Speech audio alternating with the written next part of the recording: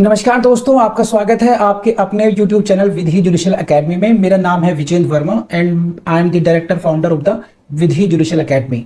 We provide coaching for the judicial services exams, and through this video we are trying to reach out to you to provide you full professional exam oriented coaching for the judicial services, and that is free of cost.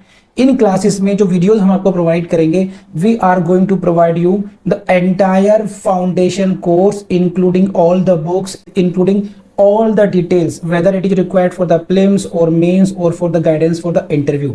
Means in videos को आपने सिर्फ इतना करना है, sequence में देखना है, playlist को अच्छी तरीके से देखना है। सब्जेक्ट वाइज मिल जाएंगे आपको, CPC, constitution, contract, BNS, BNSS, इन सब की प्लेलिस्ट आपको सीक्वेंस में मिलेगी। इन प्लेलिस्ट को देख करके आपने you have to take the coaching from the scratch. First video से लेके लास्ट वीडियो तक आपने करना है। उन्हीं वीडियोस में आपको गाइड किया गया है कि किस तरीके से आप किसी को कोई सा particular provision, section, sub section उसको प्रीलिम्स के लिए पढ़ना है क्या, मेंस के लिए पढ़ना है क्या, और उसके किस तरीके से नोट्स करने चाहिए, कैसे आपको रिवीजन करना चाहिए। इन्हीं वीडियोस में डिटेल में गाइडेंस आपको मिलेगी। तो प्लीज आपसे ये रिक्वेस्ट है, आप ये ना समझें कि यूट्यूब में फ्री में दिया गया है तो फिर ऐसे ही होगा। ये वो प्रोफेशनल कोर्स है जिसके लिए हम लोग अच्छी खासी हाई फीस लेते आए हैं स्टूडेंट से, लेकिन एक टाइम आता है इंसान को समाज के लिए भी करना चाहिए, और उसी इंटेंशन के साथ में we are providing you the entire course free through the YouTube channel Vidhi judicial academy. तो प्लीज हर वीडियो की जो थंबनेल है उसको देख करके आपको आइडिया लग जाएगा कि इसका सब्जेक्ट क्या होने वाला है। कुछ टॉपिक्स ऐसे होते हैं जिनको एक लेक्चर में कवर नहीं किया सकता, तो उसमें लेक्चर नंबर 1, 2, 3 सीक्वेंस से मिलेगा।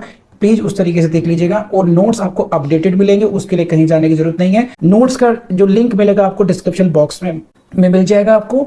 And thank you very much, wish you all the best. Now again, where the suit is time barred, very very important, rule 6. We are going to read rule 1 to 8. In rule 1 we have studied general particulars, then rule 2 onwards we are dealing with different situations, money suits, movable property, got it, like this. Now this is rule 6, where the suit is instituted after the expiration of the period prescribed by the law of limitation. It means suit is now time barred. Where the suit is instituted when? After the expiration of the limitation period. ठीक है? It in one word we said this is time barred suit. Please raise hand बात समझ में आती हो तो, है ना? Then plaintiff shall show the ground upon which exemption from such law is claimed. You will have to mention in the plaint itself. समझे नहीं समझे आप? You ideally you should have brought the suit within the limitation period, prescribed period, as provided in the limitation act. But now your suit is time barred, है ना? Now you want exemption from the court. कि though the suit is time barred, but I may be exempted from that. My delay should be condoned. I was in legal disability, whatever section 6, 7, 8, whatever you are claiming, ठीक है? Then your plaintiff shall show the ground upon which exemption from such law is claimed. This is the question from where, this is the line from where you can see the questions in your prelims. And mains में कैसे आएगा? What are the particulars? What do you mean by the plaintiff? Meaning of plaintiff हो गया, and what are the particulars which should be mentioned in this. तो rule 1 to 8 provided, this is very important, यहां से question तो मिलेगा ही मिलेगा आप लोगों को। provided that the court may permit the plaintiff to claim exemption from the law of limitation on any ground not set out in the plaint. Please highlight this line, no, ground not set out in the plaint. see क्या हो गया, देखो क्या कहना चाह रहा हूं मैं आपको। अभी हम लोगों ने क्या पढ़ा इन फर्स्ट पैराग्राफ में? In first para what we read, the plaintiff shall show the ground upon which exemption is claimed.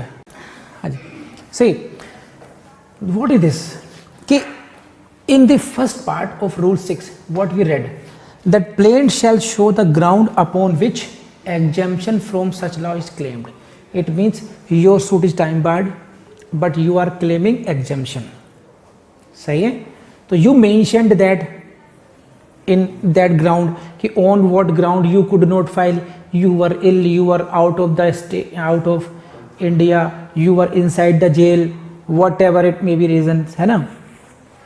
So you are busy in TikTok, whatever you want on the basis of claim this exemption, you can mention it. Now after filing of the suit, someone advise you you should have claimed exemption on some other ground which you did not mention in the plaint. नहीं समझ बात. अब आपने एक ground bench, एक या जो ground जिस पर आप एग्जाम्पशन क्लेम कर रहे थे, you mention in the plaint, but now you want to claim exemption on any ground not set out in the plaint. You had not set out this ground in your plaint. So whether it is permissible or not, whether you can claim exemption on the basis of ground which you have not mentioned in the plaint. So whether this is possible or not, the proviso to rule 6 permits this.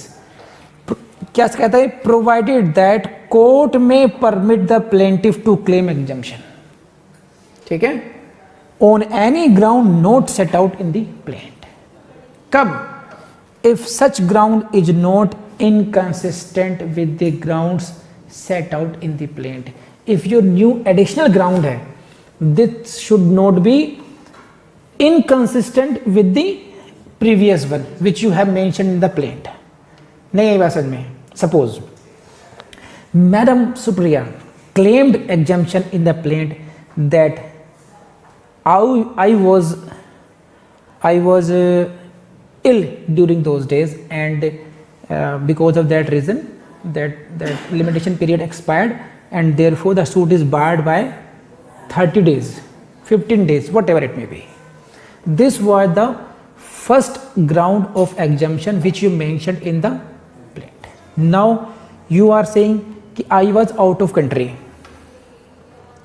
I was in jail for some reasons. So first ground and now second ground, these are contradictory whether you were here or not. So you cannot claim like this. It can be in addition, it cannot be in contradiction of other cases. So what is the rule? Even if you have not mentioned any ground of exemption in the plaint, court can permit you, court has power to permit you, court may permit you to claim exemption which you have not set in the plaint. But the only condition is what? If such ground is not inconsistent with the grounds set out in the plaint. Previous ground, it should not be inconsistent with the previous grounds which you have mentioned in the plaint. एक ground पहले बताइए अपने plaint में, अब दूसरी ground अब बता रहे हैं, तो ये आपस में इनकंसिस्टेंट नहीं होनी चाहिए, ऐसा नहीं होना चाहिए. बोलो, रेज हैंड अगर बात समझ में आ गई तो. Good. This is what rule 6. Next important fact to be noted here, this is the privilege was added by the amendment act 1976 and it can be the question of appeals. This was the जो proviso है which empowers the court to permit. This was added by Amendment Act 1976.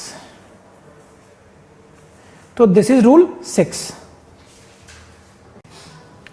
So come to Rule 7. This is what?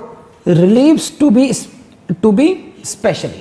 Now please, this Rule 7, 8 and you have read this rule 1G. We have read it in 1G that in the plaint the reliefs claimed by the plaintiff simply or in the alternative must be mentioned. है कि नहीं है? तो rule 1G कहता है कि हमें you will have to mention the reliefs which you claim. Now in regard to that, come to Rule 7. What it says?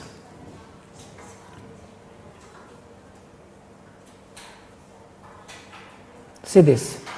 Every plaint shall state specifically the relief which the plaintiff claims either simply or in alternative. See, इसको समझिए, simply or in alternative का मतलब क्या है. पहली बात तो basic बात क्या है, you will have to mention specifically कि आप चाहते क्या हो.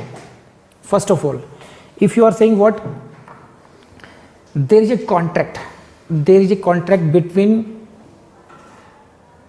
me and the TikTok star madam ... You understand it? Smiling. Now there is a contract that on the eve of 31st night, 31st December, that is on the occasion of New Year, she will give a super duper TikTok performance, stage performance. You got it? Now this is a contract. Now she says that I will not be available. Now what? This is the case of anticipated breach of contract. Now I approach to the court with the specific relief that for the specific performance of the contract. Whether the court will grant me relief or not, that is secondary question. So this is, I am specifically claiming the relief of specific performance of the contract, or in alternative, I should be awarded such and such damages. Okay, because of this I will be suffering from such kind of damages. So this is an alternative as well. आप समझ रहे हैं? It's simply कि this is you perform the contract, or in alternative you pay me damages. So there may be so many, depending upon the different facts and circumstances of the case, you can ask this kind of. So this is what rule 7. Please raise hand अगर ये बात समझ में आ रही हो तो, है ना? अब देखो है क्या. This is very important and very technical, and don't forget this line while you are answering question in mains regarding the drafting of plaint. Because generally if you have gone to the courts, if you did the internship, तो ये कुछ ऐसा मिलेगा जो नहीं होना चाहिए, but generally it is practiced. क्या? It shall not be necessary to ask for general or other relief. What? Which relief should not be asked? General or other relief which may always be given. जो दिया ही जाता है ऐसा relief, उसको आपको मांगने की जरूरत नहीं है. It shall not be necessary to ask. For funny side, I ask you, I give you picture. Suppose कीजिए कृष्ण, या तो स्टार टिकटॉक स्टार जो हमारी है ना, they come to the house of madam Neetu, है ना. कहते मैडम बहुत भूखी हूँ, है ना, तो लंच कराओ आप. सही. Now she is asking for the relief of lunch. तो she need not to ask in please पानी भी देना, because this is general relief. ये which may be always be given. मेरी बात समझ रहे हैं आप? Claiming specific performance of contract, claiming damages, you are specifically claiming that relief. Specifically हो गया वो, है ना. But general reliefs you need not to ask for that. Try to understand, to read this line. It shall not be necessary to ask for general or other relief. कौन सा? Which may always be given as the court may think just as to the same extent as if it had been asked for. इनको पढ़िए ऐसे. It shall not be necessary to ask for general or other relief which may always be given as if it had been asked for. जो automatically आपको ऐसे दिया जाएगा जैसे कि आपने उसको मांगा हो. If she is asking for lunch, if she is asking for dinner, तो automatically water will be served as if की she has asked you. You need not to specifically ask for that. आपको उन relief के लिए, general relief के लिए specifically plead करने की जरूरत नहीं है, प्लेंट में लिखने की जरूरत नहीं है. For example, in general we see this line, the plaintiff prays for such further or other relief as the nature of the case may require. In general plaint, when we see the plaints, advocates write कि these prayers column में we want this 1 2 3, and there is one general line, such further or other relief as the nature of the case may require. Have you seen this line or not? है ना. But it is not necessary to ask for general or other reliefs. Rule 7 says you need not to. You can avoid these lines. You need not to ask for this. For example, prayer for cost need not to be added in the plaint. Prayer for the cost, you need not to देखिए भी, and the defendant should be called upon to give me cost of the suit as well, because as a general rule costs follow that event. Cost अपने आप देगी court. Section 35 says that court is bound to decide the point. Court will decide automatically. Even if you don't ask, court will decide about the cost. Who should bear the cost of this suit, plaintiff or defendant? So this is a general, this is what, ये बात समझ रही क्या? तो when the court is bound to decide on the point, इसको ध्यान में रखते हुए, या और देखो एग्जांपल एक ये है, in a suit for possession and mean profit, the court can grant future mean profits even if they are not specifically asked for. अभी आप क्या मांगते हैं मीन प्रॉफिट में? अभी तक जो हो चुका, ना कि जो भविष्य में होते रहेंगे, बट कोर्ट ऐसा सोच सकती है, आपको लिखने की जरूरत नहीं है अभी तक कि so far so much mean profits and also likely to be in future. I read you keeping in view these two illustrations. Please read this again. There are two parts of this rule. Every plaint shall state what? Specifically the relief which the plaintiff claims. Got it? Specifically the relief which you are claiming exactly. Got it? And it shall not be necessary to ask for general or other relief which may be given as if it had been asked for. तो इसको मांगने की जरूरत नहीं है specifically, और ये आपको मांगना ही होगा specifically. What you are claiming specifically you will have to do this. है ना? दिस इज, जैसे मान लीजिए टिकटॉक स्टार जो है हमारी, वहां पे गई, किसी रिलेशन में जाती है कि नहीं है, तो कुछ बातें इनके स्वागत में ऑटोमेटिकली होंगी. She will be served water, है ना? अब ये मान लीजिए इनकी शादी की बात चल रही हो और इनके मन में हो कि भाई लड़के से दहेज लेना है, तो ये डिमांड पुट कर सकते हैं specific relief. The boy will give ₹20 lakh, otherwise I will not marry. ये specific relief she is claiming. Now ये कहेंगे नहीं जब मैं जाऊंगी तो हमें इज्जत से बैठाएंगे. ये तो ऑटोमेटिकली इज्जत से बैठाएंगे, पानी भी सर्व करेंगे, नाश्ता भी कराएंगे. ये जनरल बातें हो गई आपकी. ये ऑटोमेटिकली आपको मिलेगा ही मिलेगा स्वागत के रूप में. वहां पर 20 लाख का जो आपकी स्पेसिफिक डिमांड है वो आपको क्लेम करना पड़ेगा specifically. You will have to claim. अब ये लिखना मत मेंस में. मैं आपको केवल ये समझाना चाह रहा हूं कि जनरल और other relief which it is not naturally mention में, और इसमें क्या अंतर है. कुछ चीजें ऑटोमेटिकली कोर्ट आपके बारे में कंसिडर करेगी ही करेगी. You need not to. मैं ये नहीं कह रहा ये होना नहीं चाहिए. What is the language? It shall not be necessary. यह आवश्यक नहीं होगा ऐसा करना. If you mention it it's okay. समझे बात? समझे आप? It shall not be necessary. If it means what? If you forget it, so whether the court will award you or not, court can award you such things. समझ में आता है ना आपको? Court will not say you have only specifically claimed this relief, तो court will grant only this relief. General reliefs can be awarded by the court even if you have not claimed that. Please raise hand अगर बात समझ आ गई तो.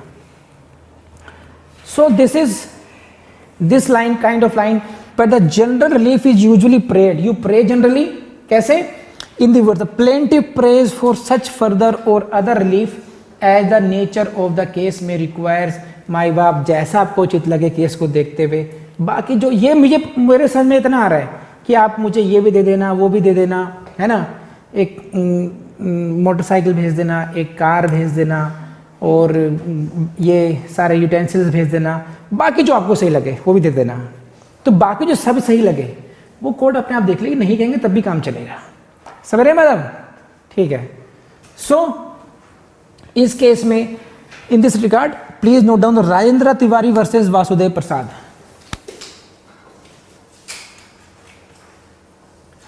सो in this case it was held this type of prayer is not necessary. Okay, since such relief may be granted by the court as if it has been asked for it. जैसे ऐसे माना जाएगा कि जैसे आपने ये claim किया ही था. You have asked and it will be granted automatically. only thing is that provided it is not inconsistent with the specific claim raised in the pleadings. General relief should not be the inconsistent with the specific relief. Please raise hand अगर बात समझ आ गई हो तो good good good. बढ़ते हैं आगे. Now this is the question for the prelims. Which of the following provisions mandates that relief to be specially stated? Order 7, Rule 7. Heading the question. Now come to Rule 8. So let's start with the now Rule 8. We have studied up to Rule 7. Now it is again Rule 8 is related to what? Relief. Topic is same, relief. Where the plaintiff seeks relief in respect of several distinct claims or causes of action founded upon separate and distinct grounds, they shall be stated as far as may be separately and distinctly. What does it mean? This is the direct reading. कैसे? देखो, काम की जो बात है, point of view of exam, don't forget this separately and distinctly. क्या मतलब है इस बात का? इसको समझाता हूं पहले मैं. देखिए, इस क्वेश्चन को समझते हैं पहले. Where the plaintiff seeks relief in respect of several distinct claims. Plaintiff is seeking what? Several distinct claims. You are not claiming only one thing, you are claiming different things, है ना? Where the plaintiff seeks relief in respect of several distinct claims. इतने रुपए उधार ले रखे थे, मेरे मकान में भी रह रहा है ये, उसके भी एरियर नहीं दिए, है ना? तो he has taken loan, so much amount is there. He is my tenant, so such and such arrears are pending, such and such mean profit is. So there are different claims. So where the plaintiff seeks relief in respect of several distinct claims and or causes of action. एक गुरु मंत्र बनता है, they shall be stated as far as may be separately and distinctly. उनको आप अलग अलग करके लिखोगे. आप ये नहीं कहोगे कि टोटल 4 लाख बनता है. You cannot club them. Why? Because judiciary as a judge, as a court will have to decide on each and every claim. There may be a possibility that you are claiming 4 claims, but legally sustainable are only 2 out of them. Therefore, it is necessary they shall be mentioned separately and distinctly. So this is the question. समझ गए ना? अगर छोटी सी बात है. This is the language, direct language of Rule 8. Where the plaintiff seeks relief in respect of several distinct claims, causes of action founded upon separate and distinct grounds, they shall be stated as far as may be separately alone, separately and distinctly, either separately or distinctly, none of these. See the choice of options: separately alone, separately and distinctly, separately or distinctly. So don't get confused. Answer is what? Separately and distinctly. So you have to pick the correct phrase. This is what? Separately and distinctly. कर लेंगे? Now this is. Now come to the next level point. इसमें देखिए, ये समझना आप लोगों ने. This is very important for you. See, in case of relief, you will have to keep one important rule, that is what? Order to Rule 2. Order to Rule 2. What it says? See this.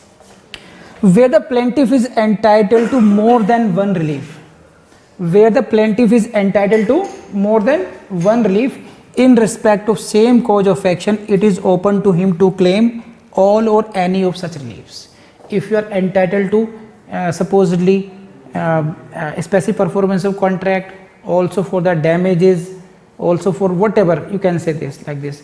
So it is open to him to claim all or any of such reliefs. You can claim only one thing, कि I want only specific, I don't want damages.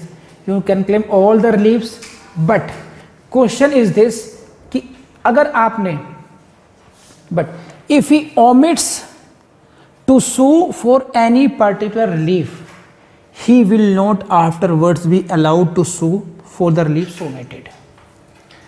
समझ रहे हैं आप ये कि you were entitled to claim 3 reliefs, but you claimed only 1 relief. It means you omitted 2 reliefs. Okay, the question is whether you can subsequently litigate for those reliefs. The answer is no. He will not afterwards be allowed to sue for the reliefs so omitted. Jin reliefs के बारे में उसने नहीं किया है, अब उसने छोड़ दिए, उन वो रिलीफ क्लेम ही नहीं किए हैं, उनको त्याग कर दिया, उसने रिलिंक्विश कर दिए पहले से ही, तो उसके लिए वो दोबारा से सूट लेकर के नहीं आएगा. कब ला सकता है? If he omits with the leave of the court. Court की परमिशन सिंस बिगिनिंग थी, then he can bring it. Now see this. Now, supposedly, plaintiff claimed 1 or 2 reliefs, or there is at the time of the granting relief, there is a question, where a question arises as to whether the plaintiff has asked for a particular relief in his plaint or not. Plaintiff is saying, I have asked relief.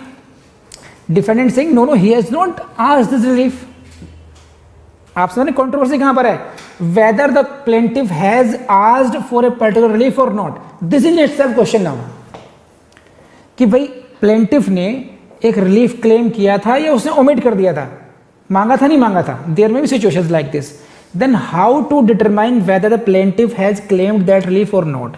The plaint must be read as a whole. This is your answer.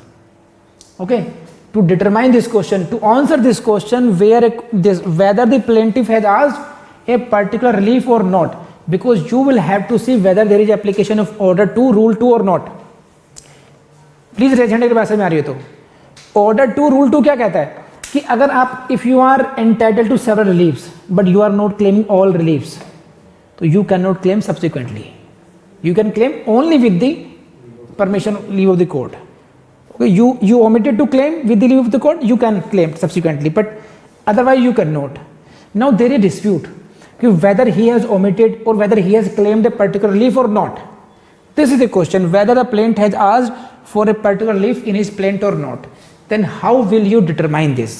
Then this is the answer. The plaint must be read as a whole to determine this question, and the substance of the matter and not the form should be considered.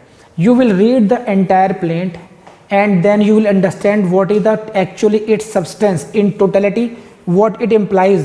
On the basis of that, court will determine what the plaintiff has asked for and what he has omitted to this. Please raise hand अगर बात समझ आ गई तो. तो this is case is what? Bhagwati Prasad versus Chandramaul. क्या कहा इन्होंने इसमें? This is what the Supreme Court explained in this. The Supreme Court explained the principle thus: the general rule, no doubt, is that relief should be founded on pleadings made by the parties. This is the general relief. What general rule क्या है? This is the general rule. What relief should be founded on pleadings. If you court before granting the relief must see what the party has asked for it. और कहाँ से लगा पता? You will determine it from the pleadings. That is the plaint. So if you are a plaintiff and you have brought a plaint, I will read the plaint as a whole and then I will determine whether this relief has been claimed by you or not. This is the general rule. The relief will be determined on the basis of pleadings. है ना? So, लेकिन sometimes, but where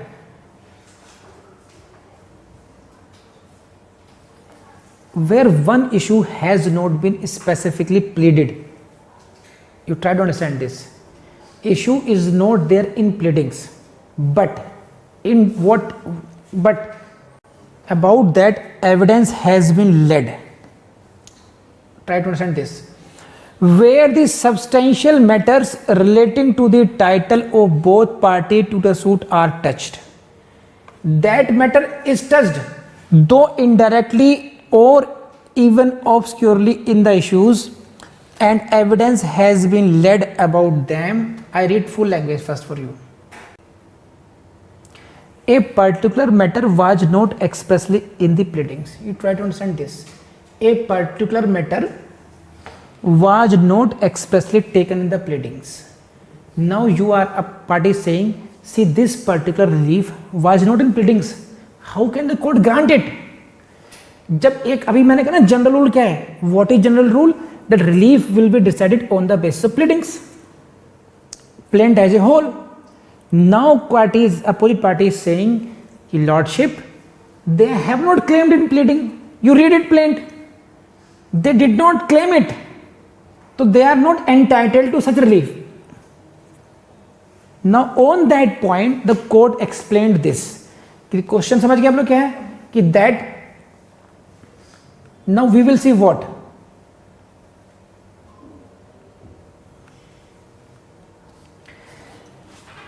substantial matters relating to that matter, you can say, or title in this case, or both parties to the suit are touched. कि that issue was touched, that relief basically which the party is claiming and you are opposing on the basis of absence in the pleadings. आप मेरी बात समझ रहे हो? क्या कर रहे हैं कि जिस मैटर की आप बात कर रहे हैं, जिस रिलीफ की आप बात कर रहे हैं, सपोज कि टाइटल की बात कर रहे हैं, can they have not demanded for title. Title की बात ही नहीं की इन्होंने इसमें. How can you grant, how can you pass the order, how can you grant the relief of title in this case?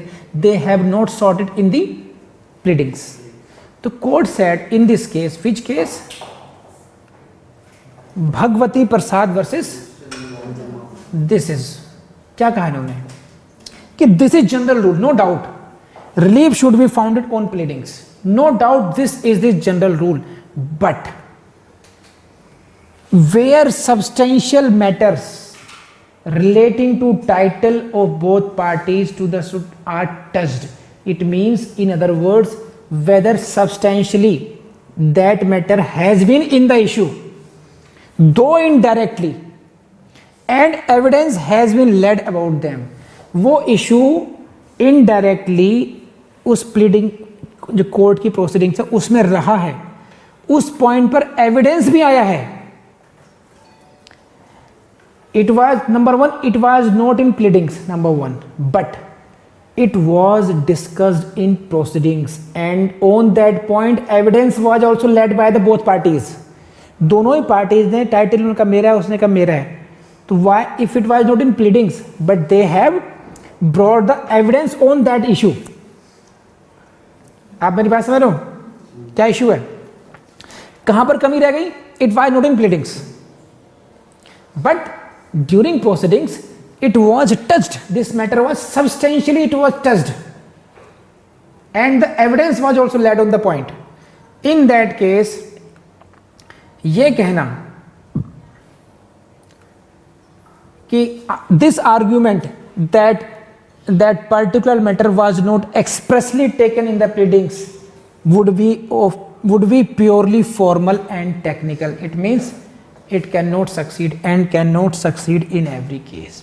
This is only a technical argument कि this relief was not mentioned in the pleadings, therefore it should not be granted.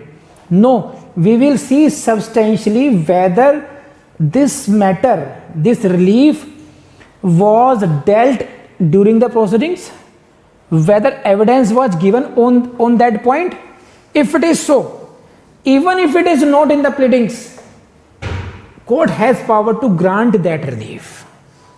Please raise hand if it is. समझ में आ गई बात? Very very technical and very important questions can be formed in your DGS exam. DGS Haryana Punjab like this. Don't forget the name of the case, Bhagwati Prasad. Now what the court has to consider in dealing with such an objection is what? Did the parties know that matter in question was involved in the trial? This is important कि did the parties know, क्या party जानती थी that the matter in question was involved in the trial, कि जो प्रश्नगत मामला है जिस question में बात कर रहे हैं, क्या उसका ट्रायल, इसका वो भी ट्रायल का भाग है, क्या पार्टीज को पता था, and did they led evidence about it.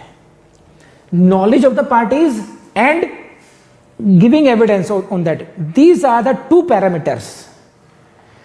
Generally, ideally, if relief should be mentioned or sought in the pleadings, then there is no doubt for that. Question ends there. This was pleaded, this was claimed in the pleading, then there is no question. Such kind of question arises when such kind of relief is missing in the pleadings. In that case, court will say 2 points: whether the parties know that the matter in question was involved in trial and whether they led the evidence or not. दोनों ही parties ने उस पर अपने अपने गवाह लाए, अपने अपने सबूत पेश कर दिए, दोनों को ही पता था कि हम किस बात पे लड़ रहे हैं. तो केवल इस बात पर कि हाँ समझ रहे मत कि भी प्लीडिंग्स में नहीं है, प्लेन पे मेंशन नहीं है, तो वो रिलीफ अब दिया नहीं जा सकता. तो व्हाट अबाउट एविडेंस लाई क्यों? लेकिन ध्यान रखना, the word is they led evidence, it means both parties, it not one party. If it appears that, अगर ऐसा लगता है parties did not know that the matter was in issue at the trial, कि उनकी attention ही वहां पर नहीं है, दे आर नॉट इनकी भाई वो समझ लेंगे this is the suppose a party brings a suit against the tenant for arrears, मीन profit and possession. This was the relief claimed for this. Title issue of title was that I am the owner and this was not raised in the might I should be declared as the owner of this. How it can be? Suppose the property was in the name of my father, you were the tenant, my father passes away, property devolves to me, this is my version, and I have claimed now area of rent from you, possession of the property with mean profits. Got it? This is a suit now.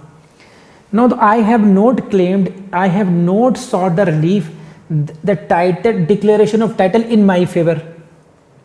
I am assuming I am the owner, so I did not mention it in the pleading. Got it? But during trial, I produce the evidence how I am the owner of this property. This title of the property belongs to me. As opposite party, you contested on this issue. No, you are not the owner of this. So on the issue of title, both of the parties gave their evidence, but mind it was not in the pleadings. Both parties are knowing now ki what we are contesting. We are contesting also the issue of title. If this is the issue, now at the conclusion of trial, if the court grants the relief of title, so you cannot say this was not in the pleadings and such relief cannot be given. Why? Because why to bring the multiplicity of the litigation? Now you will have to bring another litigation for this. When the evidence has come on record, both parties has brought every material before them, then just because of the technical defect they had not claimed in the pleadings, second litigation should not be permitted. Therefore it is better if these two conditions are satisfied. Number one, the parties know and they led evidence in support of their claims. Got it? Now on the contrary, if it appears parties did not know the matter was an issue and one of them has had no opportunity to lead the evidence in respect of that, only one party brought some evidence, other party did not lead, he had no opportunity, then it would be a different matter, then such kind of relief cannot be given. Bolo hai na? So if you allow that, in doing justice to one party, the court cannot do injustice to another. एक व्यक्ति से न्याय करने में दूसरे व्यक्ति के साथ अन्याय कोर्ट नहीं कर सकती है. तो you will have to see both parties, whether both parties led the evidence or not, whether both parties were knowing the issue or not. Now comes to the next point is this. Now, plaintiff has claimed a larger relief than he is entitled to. You are entitled to rupees 5 lakh. You claimed 10 lakh rupees. है ना? वकील साहब के पास गए कि वकील साहब मुझे 5 लाख रुपए का डैमेज है. अरे वकील साहब दायर करो आप 20 लाख का. और खासकर फैमिली डिस्प्यूट में होता है ऐसा, कंपनसेशन मांगेंगे 20 लाख 50 लाख, मांग लो, जो होगा देखा जाएगा बाद में, मैक्सिमम मांगो. तो suit, whether suit can be dismissed only on this? No, suit can not be dismissed on the ground that plaintiff has claimed larger relief than he is entitled. Got it or not? But the lesser relief to which plaintiff is entitled will be granted in his favor. जितना उसको entitled था, मांगा 10, court come to conclusion इसको 1 का entitlement बनता है, 1 लाख मिल जाएगा. है ना? नाउ इसके अपोजिट चलो जरा. This is, see this is a question on this only. Court dismissed a suit on the ground that plaintiff had claimed a larger relief than he is entitled. Dismiss करते ऐसी बात पर ही. It is illegal. You cannot dismiss the suit. कि why you claimed more? This cannot be ground for dismissal. Now this. But the court cannot grant a larger relief to the plaintiff than the claimed by him, even if he is entitled to it. Be cautious, please. You claimed lesser, but it is found you are entitled to more. आपने कहा, वकील साहब ने पूछा कितना claim करें, 2 लाख कर दीजिए. ना दिमाग खुद ने लगाया, ना वकील साहब ने लगाया. लेकिन क्लेम क्या था? क्लेम था, मान लीजिए एक्सीडेंट क्लेम था. सपोज कीजिए टॉर्चर्स लायबिलिटी आप लेकर आ रहे हैं, तो आपने कहा ठीक है 2 लाख दिला दीजिए. लेकिन अब कोर्ट ने दिमाग लगाया इसमें कि यार इसको तो ये भी मिला, ये भी मिला, ये मिलना चाहिए. He is entitled to 10 lakh rupees. तो you are seeking lesser relief but you are entitled to larger relief. Then in that regard what is the legal position? Court cannot grant larger relief than that claimed by him. If you are claimed lesser relief, you will be granted only the lesser relief. You cannot be granted. नहीं आई समझ बात आपको? होगी ना? Even if he is entitled to, ये important है. The court is of the opinion that you are entitled for the larger relief, but because my dear you did not claim it, so we can give up to the extent you claimed. Why it is so? Because the opposite party did not was aware. See, if I am the defendant, you have claimed only 2 lakh rupees. It's very simple thing for me. ठीक है, you fight the case, otherwise I will give him 2 lakh rupees. So I am also not taking it very seriously. Had you claimed 20 lakh or 10 lakh rupees, it may be the case that I would be more conscious for that. I would have fought my case more vigorously. Now at the conclusion of saying, the court says no, although he has claimed 2 lakh rupees, but now you give him 10 lakh rupees. It is not permissible because it will be prejudicial to the mind, to my interest now. नहीं, क्योंकि मैंने तो 2 लाख के हिसाब से case लड़ा ना. आपने 2 लाख मांगे थे, मुझे लगा ठीक है यार किसी भी जेब से निकालेंगे 2 लाख दे देंगे, केस लड़ लेते हैं, बच जाए तो ठीक है, वरना 2 लाख दे देंगे, कोई दिक्कत नहीं है. अगर आपने पहले से कहा होता कि 10 लाख रुपए का केस है, तो मैं अपने अच्छे लॉयर्स को लाता केस में, अच्छी तरह फाइट करता उस केस को. तो एक इंटरेस्ट यहाँ पर प्रॉब्लम आती है. तो इस बात को ध्यान रखना. Even if he is entitled, he can not be granted larger relief than claimed by him. है ना? नाउ कब कर सकता है? Unless he gets his plaint amended with the leave of the court. Court की परमिशन लेकर के, plaint को अमेंड करके, then he can be granted such relief. Because why the amendment is granted? Opposite party will be given an opportunity again. He will have to call such and such kind of amendment is being required now. So now again the principle of party alternate partem is fulfilled. The other party will be having an opportunity to oppose that larger relief here. समझ आ रही बात नहीं आ रही? तो this is a way out that you seek the permission of the court, amend your plaint, then it is possible कि you can be granted even the larger relief which you did not claim earlier.